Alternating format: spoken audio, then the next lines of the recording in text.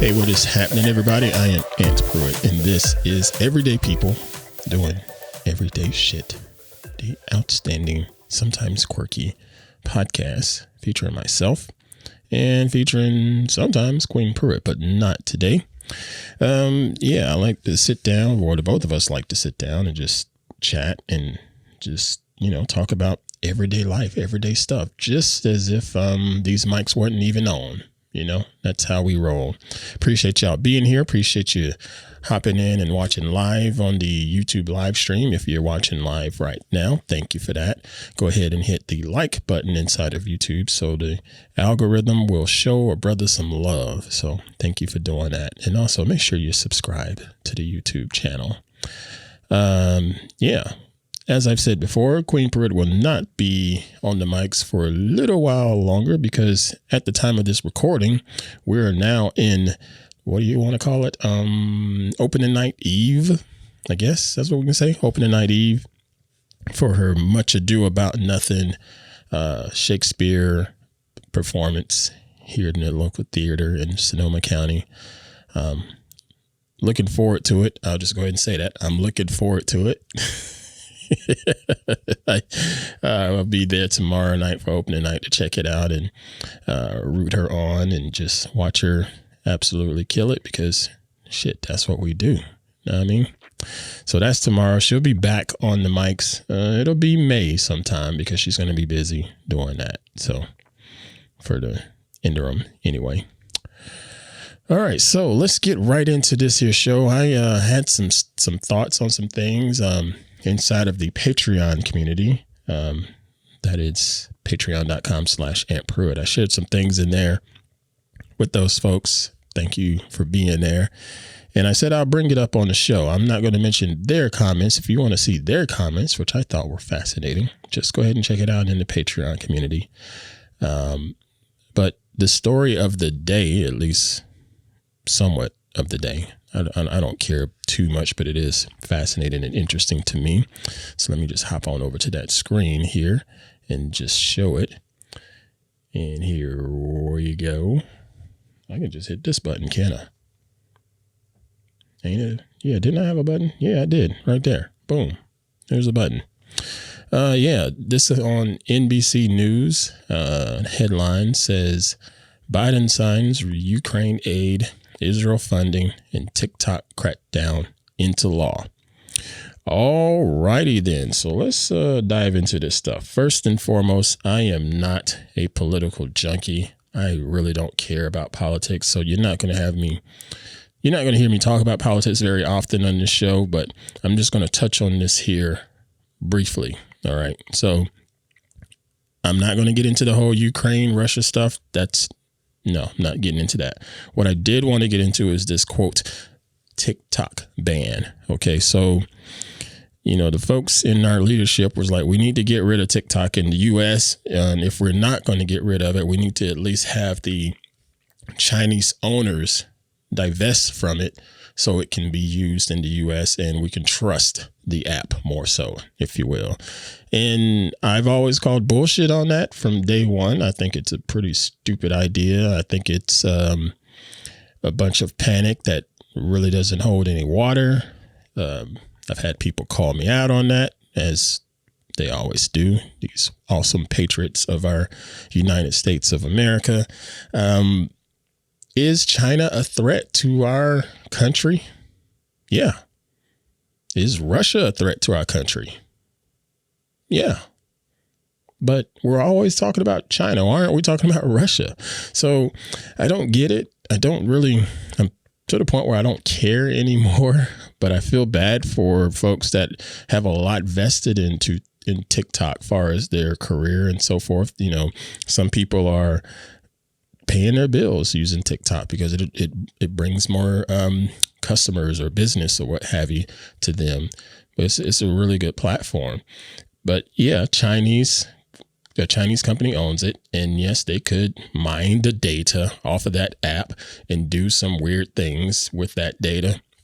Sure, they could. So yeah, I guess that is a quote threat, but even if they took away this app, okay, and wanted to find out more about the American people and get the pulse, if you will, of the American people, China, they very well could just say, you know what, TikTok doesn't exist. Let us just go to some data broker in the USA that is mining all of this stuff for us anyway, pay them and get all of the information we need to figure out how we can do our attack on those wonderful people in the USA. You know, no one talks about that, but okay, whatever. We just leave it all up to our wonderful leadership here in the US of A. I'll go ahead and tell you, I don't give two shits about either side of our leadership here in the USA. I think they're all a bunch of crooks, and I don't think any of them served us, the people here in the USA. Yeah, I said it. I don't give two shits about Biden and Democrats. I don't give two shits about Trump and Republicans. They're all a bunch of idiots in my eyes. Okay, there, I said it. Now, that's out of the way. If you have thoughts on it, feel free to leave me a comment on that whole story. Just leave it there on the website, Pruitt.com/podcast, or here on the YouTube version of the show. Or if you just want to check, like I said, check out the conversation that was happening there in Patreon, hop on over there, patreon.com/AntPruitt, and check it out. All right. So that's out of the way. One thing that was on my mind is just, man, I got to tell you, I'm probably a horrible human being. And I say that because I struggle with empathy. I've been trying to work on it, but man, I still struggle to be empathetic in a lot of things. And heck, some may say I am struggling with empathy regarding this TikTok stuff. I don't know. But what really sort of brought this to a head with me, sorry for hitting the mic, was Monday, at the time of recording this, on Monday, I started my part-time job as a janitor here in the area. And so that meant that I had to do orientation. And that's pretty common, right? You know, having orientation for starting a new job. But it's still a bit weird for me because in my adult life, I've not had a lot of jobs. I've only can think of 2 times that I've been through, quote, orientation, like twice for a new job. And then even with my last job that, you know, when Pruitt brought me out here to California, I don't recall doing orientation with Pruitt. I think what was told to me was, okay, welcome. We're glad to have you. Be ready to go live with your show in a couple of weeks. I think it was like 3 weeks. And we need to be ready to get your show going. And that was it. And you know what? That shit was great. That's all I needed to hear. Let me sit down and get straight to work and figure out how I want to do this and that and what have you. And if I have any questions, I ask, you know, hey, what's this procedure over here? How should I do this with my workflow? Yeah. And I did. And I asked stuff like that. So I get why you should have orientation, but this orientation for me this week, and I said week because it has been 3 days at the time of this recording, and it will be 5 days of orientation. And it's been killing me. It's been so hard because, and again, my empathy is just non-existent, I guess. And I hate that, but I sit in this whole orientation and listen to the stuff that's being told to us as a group of new hires for whatever position that we have at said company. And some of it is really, really obvious to me. And then there's some things I'm like, yeah, I can see where that could be ambiguous, you know, so every now and then. And then there's other times I'm like, man, some people, they really just don't know. And it's not their fault. It's just, you know, some people, they're not necessarily stupid. They're just ignorant. You know, because they just don't know. They've never been exposed to this or that. So they're going to have some questions. And I'm aware of that. And I see that. But man, I tell you, I still struggle, especially when there are people that ask the same question over and over and over again when the person running the orientation has addressed that question and answered that question several times. I mean, it's like ADD all over the daggum room. I don't know. I don't get it. But again, I'm doing my very best to be patient and to try to have some empathy when it comes to this stuff. I still don't think I need freaking 5 days of this shit, but it is what it is. It is a part-time job because I am not getting much else work going on right now, unfortunately. So I needed to do what I needed to do. And this is where we are at the moment. I'll start the actual work of this new gig next week, couple of days. So I look forward to that. But I also have another shoot going on next week. Not modeling, but I'm actually going to be behind the camera and shooting. So I'll be working on that probably at least 2 days next week, maybe 3. We'll see. Depends on weather and depends on the project and so forth. But yeah, what are your thoughts on orientation and you know, getting a new job and having to do orientation? Is it a 1-day thing? Is it a 2-day thing? Does it matter to you? I get it. And I've some of the positive that's come out of this. Okay. First, I recognize even more. Yes, my empathy is shit-tastic. I'm a horrible human being when it comes to that.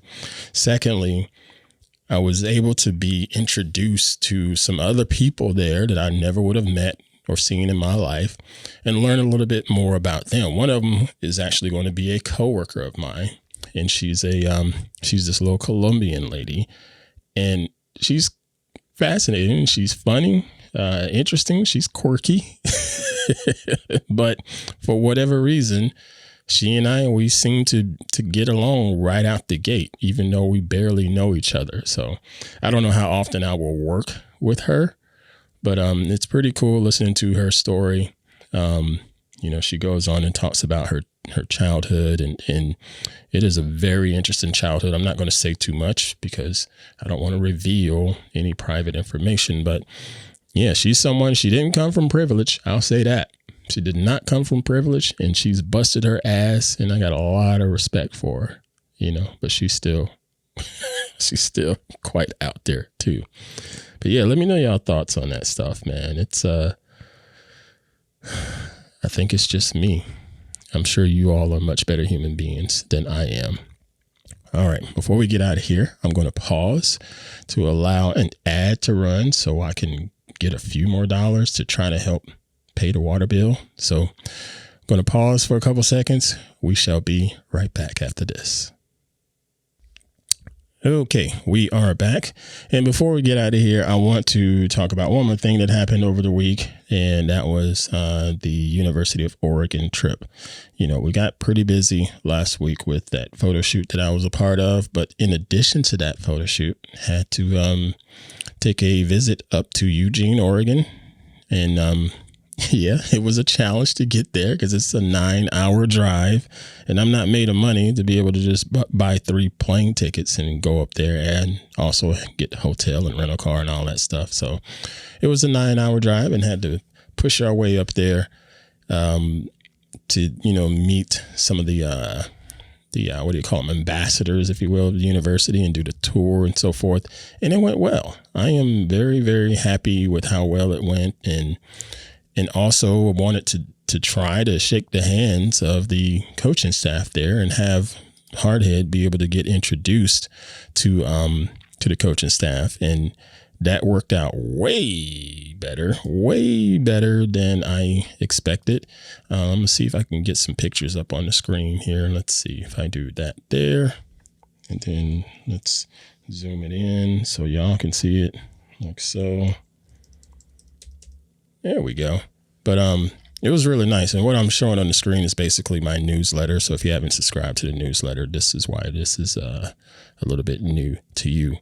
But it was nice to be up there and meet the coaching staff and meet some of the other staffers and you know, people, the aides and so forth. Everybody was really polite and very helpful and quite welcoming, and he felt great being there. It's an amazing facility. The Ducks, if you will. And this is us out at the field. This is the locker room. The locker room just blows my mind because you walk into a football locker room and you smell absolutely nothing. You don't even smell a dirty sock. You don't smell a shoe, nothing. It is so crazy how well ventilated these locker rooms are in these modern Division I football locker rooms. It's so freaking awesome. And then this here is the meeting room that I'm showing on the screen now, or one of the meeting rooms, because there's probably 10 or so. It's just a bunch of meeting rooms there, and it's pretty cool. But that was last week, and I'm glad that we were able to get up there and get back and have his track meet that he had to have on Saturday. So it was a bit of a whirlwind, but totally worth it. More information on that coming soon, but he's going to be shipping out of here a lot sooner than we realized. And I'm looking forward to it. I don't know if everybody else is, but I'm looking forward to it because it's just another chapter in his life. It's another chapter in our lives as parents. And yeah, man, empty nest stuff, I got no problem with with that. Now, she, on the other hand, she's not here. She may have some trepidation about it, you know. So yeah, you see her chair is empty, but I guess she would be wearing something like that today. Who knows? But yeah, she may feel a certain way about an empty nest, and I got a hunch she's gonna be a wreck. She's gonna be a mess. But me, I'm looking forward to it. I'm looking forward to graduation day. I'm looking forward to dropping them off, because again, it's just another milestone, and hopefully it's just going to lead to more bigger and better things and prosperity for all of us. Know what I mean?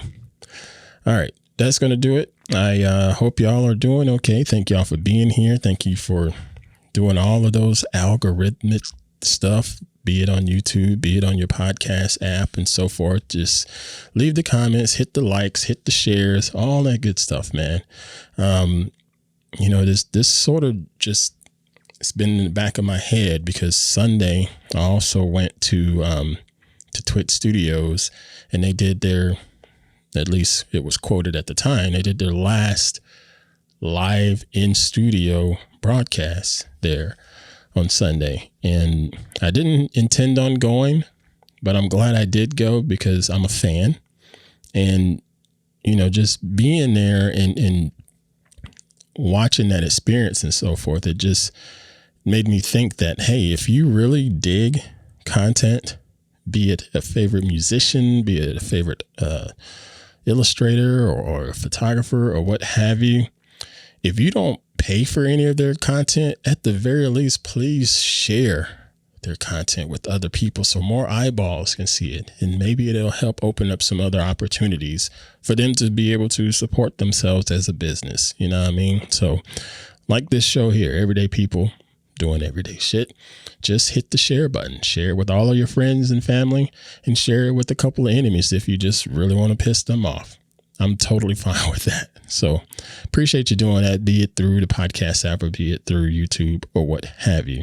Thank you for all the patrons for being here. Again, that's antpruitt.com/Patreon or patreon.com/antpruitt. It all takes you to the same spot. If you have any questions, comments, feedback, feel free to shoot an email. Like I know I get emails from Mr. Joe Esposito fairly regularly. So that email address is podcast@antpruitt.com. I got some more feedback from Iggy just recently. It was outstanding. Thank you for that. But yeah, podcast@antpruitt.com or hit us up on the social media platforms. All right. I am tired. I'm a little bit hungry and I still have a couple more things to do. And oh, look at there. So Mr. Joe Esposito, I just said his name. Get that. I just said this dude's name. And look who pops up here in the live stream. And Joe, I got to tell you, he says here in the chat, man, there's something seriously weird with YouTube. It never notified me. And this is invisible in my YouTube feed. Yes, I agree with you. When I started this stream, I noticed that I normally get a notification too. When I hit go live, I normally get a confirmation email that, hey, you're live and on air. I'm not sure what happened. It's probably because I tried to start on time. I don't know, because I actually did start on time. So Go freaking figure. But thank you for being here. But you got here at the end of the broadcast. So it is all good. All right. And then he says there's also no super chat options. Yeah. Well, yeah, it always lists this. It always shows as unlisted. So that's not unusual. But I'm not sure why it doesn't give the super chat options. It's all good. Thank you so much, my man. Appreciate you either way. All right, folks, I'm going to get out of here. Have yourselves a good rest of your week. And again, just keep sharing and doing you. Do something nice for yourself. Do something nice for someone else. And we shall see you all next time. Peace out.